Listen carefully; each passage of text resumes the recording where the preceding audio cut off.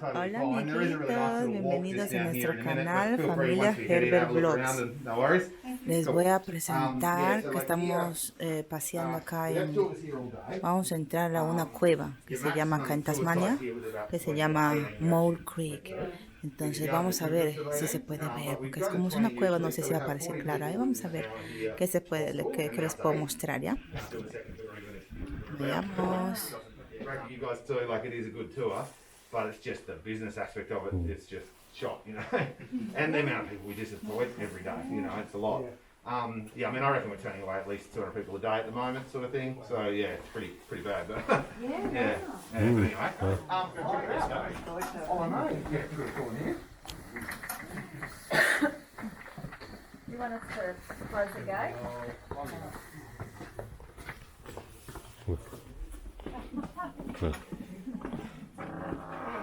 Well, look at that, man. It's actually pretty amazing how instant it is. Like you just literally open the door and step straight into it. It's really cool. A lot of caves you do tend to have to go a fair way to get in here to really nice formations, but this one is just, yeah, straight away. It's really cool. We'll fill in a bit of time just here before we go to the next little spot. The crystal forming, when it's really dry but active, it sparkles like that, so it's calcite crystal. If calcite stop forming naturally, it becomes sort of black and glossy. If people have touched it a lot, it also becomes black and glossy, so it can be an impact from people, but can also just stop forming naturally as well. But once it dries out like that spot there, and it's really sparkly, it just means that it's a really sort of like actively crystallizing part of the cave. It forms slowly, but like the fastest rate of growth in Tassie, you'll get a centimetre of calcite in around about 20 years. If it's a slow one though, a centimetre can actually take about 5,000 years to form. Yeah, so it's a pretty ancient space. We think it's like 30 to 50 million years old, this cave. Yeah. Amazing, isn't it? The spiky ones on the roof usually only fall off every second day. Yeah, that was yesterday, so yeah, we're fine today, we're fine. The falls on you? No stalagmites. I know, that's fine, mate. No No worries. stalagmites. Nah, because of the mainly the path. Yeah, mainly the path. I reckon actually this cave, so it's been a tourist cave since 1908, so a long time. I actually reckon the floor of this whole cave was actually calcite. There's not many places even on the roof and walls where you see the bedrock, like it's nearly all covered in calcite. Yeah. So yeah, I actually think before it was a tourist cave and they did a path, I actually think that nearly all of it would have been calcite floor. There's even a spot where they dug out a tunnel as well. There's about a 30-metre tunnel. So it has been altered a fair bit. I mean, still in amazing condition, but but overall scheme of things, it has been changed a fair bit for sure. Because caves in Victoria, in Gippsland, a lot of them lined up. of That's them. right, and I reckon it must have been because I mean, look how close they are. I mean, they're right up to the edge of the path. Like I reckon it must have all been calcite at some point. Some of these are nice. They are massive. Yeah, it's actually an amazing cave. We get a lot of people that have travelled a lot, seen a lot of caves, get pretty blown away by this one. Like it is a really stunning cave. Yeah, it's pretty awesome. I'll just shut the door and we'll wander through a little bit further to see.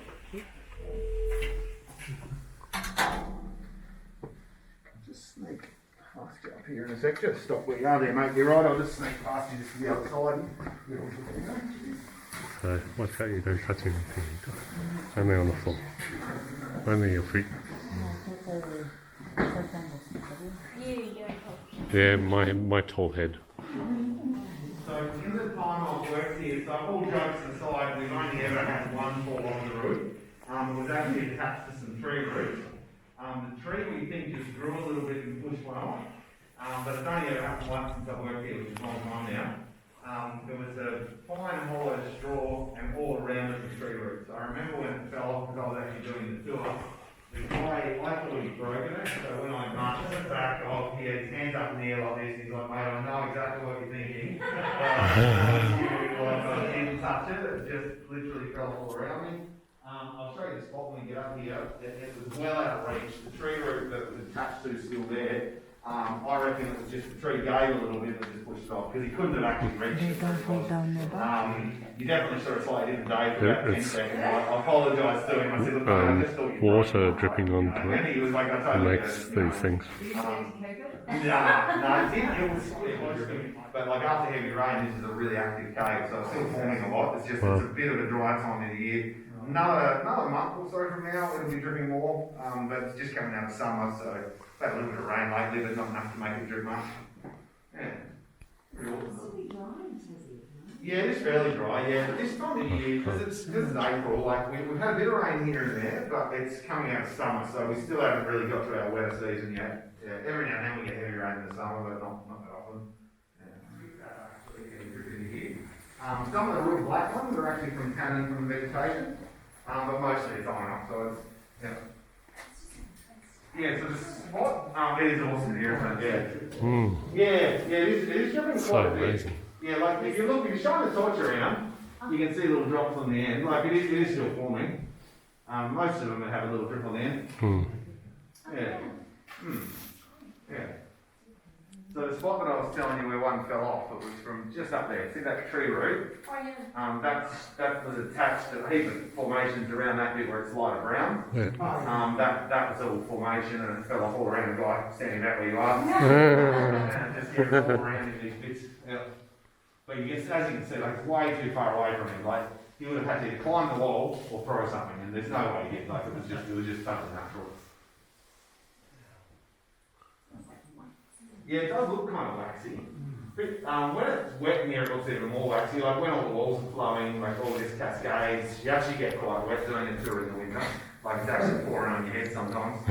And it's a delayed reaction as well, because if you, say you get like really heavy rain, it's about 3 days later when the cave's at the peak of its life. So I'm talking like torrential downpour, like 80 mil or 100 mil or something. Yeah, a few days later, it starts flowing. Takes a while to get in here. Oh yeah, they're not down in the cave in cave yet.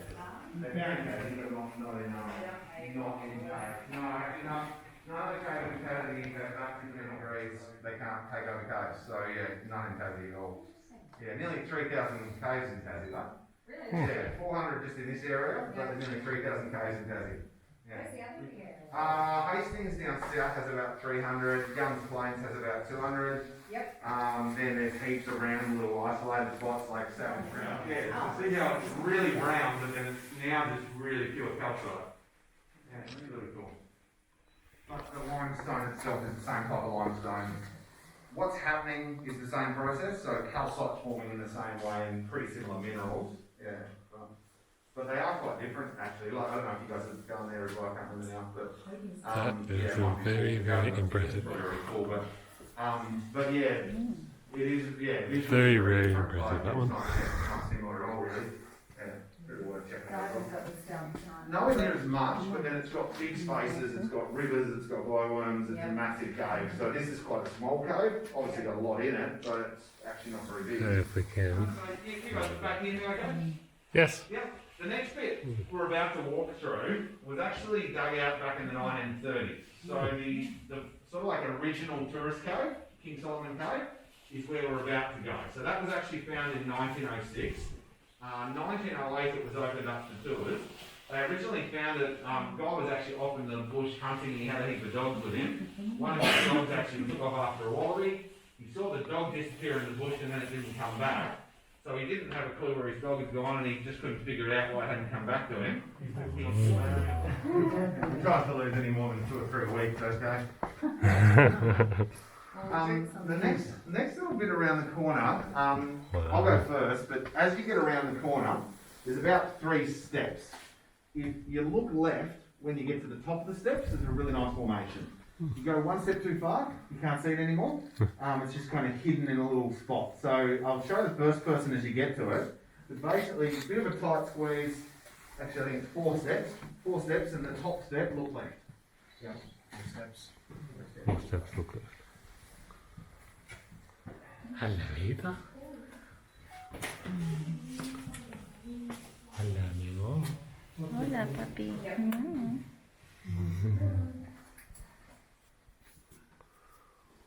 Wow.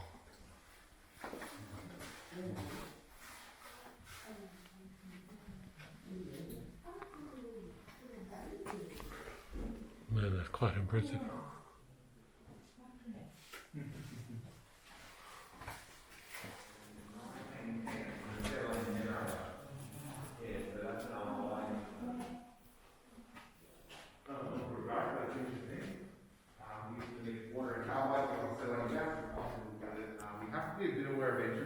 Our door here does lock people out well. It's probably just not got quite enough gaps in it for the flow of the cave, so we're actually looking into upgrading both of our doors to the cave because of the inverted light that needs to come in and out.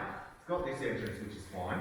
The entrance we came through is okay. It's got gaps, so it's not airtight in the sense that it does actually have a bit of natural flow there and invertebrate life, but it would actually, yeah, but they're quite big, they're really amazing. Don't see them that often, but they are big when you do see them.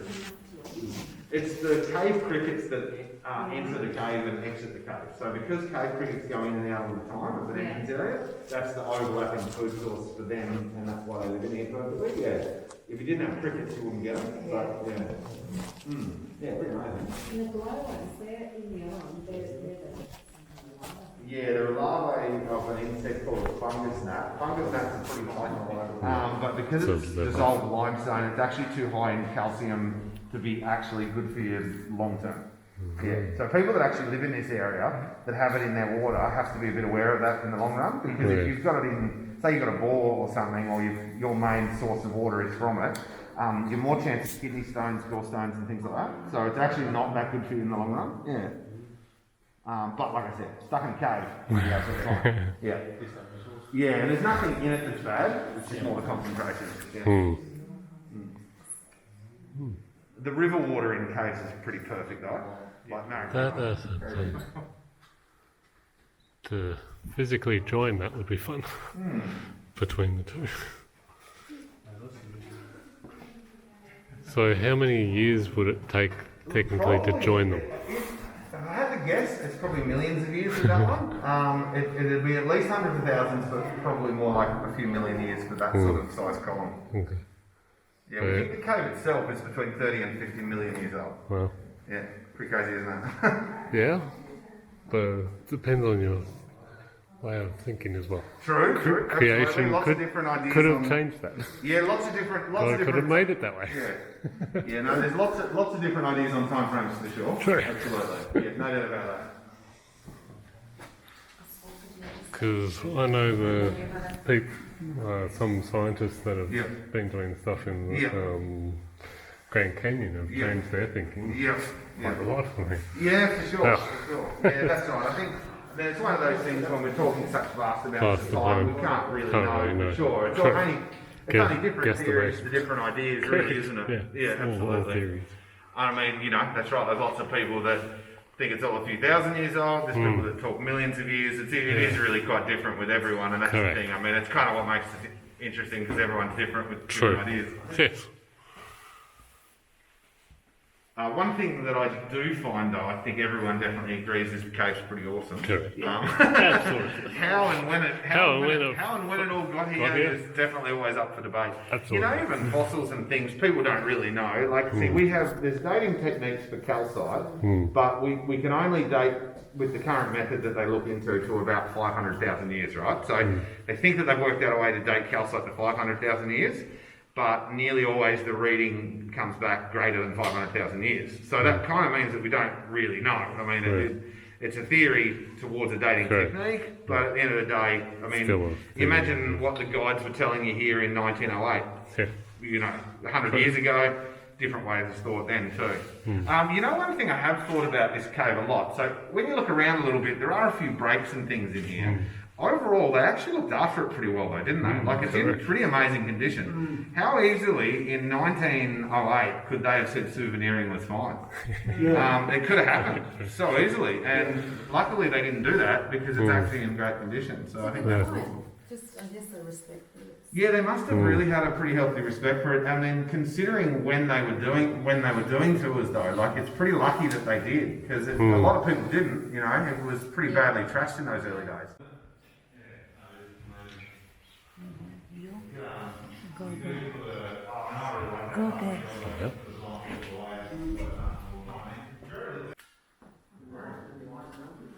Yeah, that's it. Well, that wasn't even standings for the cave. That was what we over there. Yeah, that's right.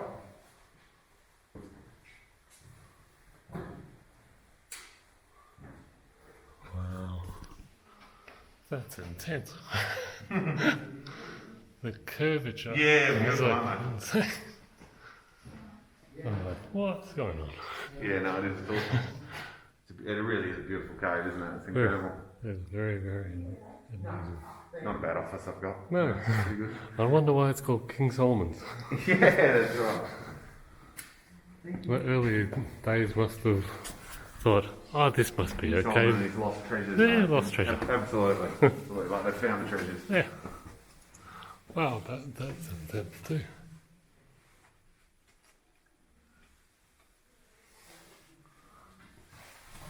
That is insane.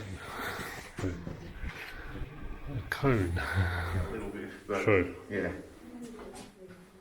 They're called helictites, those ones up there. These are- Different type of crystal. They're actually they're aragonite crystal, so they're actually not calcite crystal. They're a different type. Oh. Real erratic growth. They just go in all directions. But yeah, different crystal shape. Like the crystals are tiny individually, but they're a shape that means that they can just be in all directions. They don't sort of not straight up and down like most are. That's crazy. Yeah, they're cool, aren't I was thinking they were little. they? Vegetation or something. Yeah, they do look almost like a root system, but no, they're not. They're actually just a different type of crystal. Wow. Yeah, usually called helictites. Most common name for them. I haven't seen these in the Western Australian ones or Yeah. Genolan. No, Genolan does have some helictites. Depends Oh, on I which must have tour you do. missed that tour. Yeah, there's a lot of different tours And up it was there, but 20 yeah, years it ago. depends on which one you do. Some of them does. There is one tour especially that has a lot of helictites. Yeah, it was 20 years ago. Yeah. Time modern wombat. Yeah. But yeah, we don't know for sure what they are yet. That bit's not bone. Sorry, yeah, no, that bit's calcium, but up above it to the right is a bone. Yeah, those bits are bone. Yeah, There's a green one inside there. Yeah, and there's another little one on the back. Yeah. A few random bits throughout this tunnel have been found. But yeah, pretty cool. Okay. Hang on, does it say a date on it? Yes. Oh, yeah. 2019. Must have been also a bone location. I think the two green tags. I feel like someone's picked it up off the ground and put it there. Maybe, but it is from a bone location. But I don't think it's meant to be there. Because I was with the guy. Y bien, amiguitos, espero que les haya gustado nuestro video de nuestra aventura acá visitando el Mole Creek, la cueva. Entonces, eso ha sido creado, no ha sido creado, mejor dicho, por la naturaleza, por manos de Dios. Es increíble realmente lo que hemos visto, cómo Dios puede crear su naturaleza, ¿no? Entonces, claro que para el caminito, sí, el camino para que se pueda visitar, para poder apreciar, eso sí lo han descubierto, de hecho, los hombres acá, el ser humano. ¿En qué año, mi amor?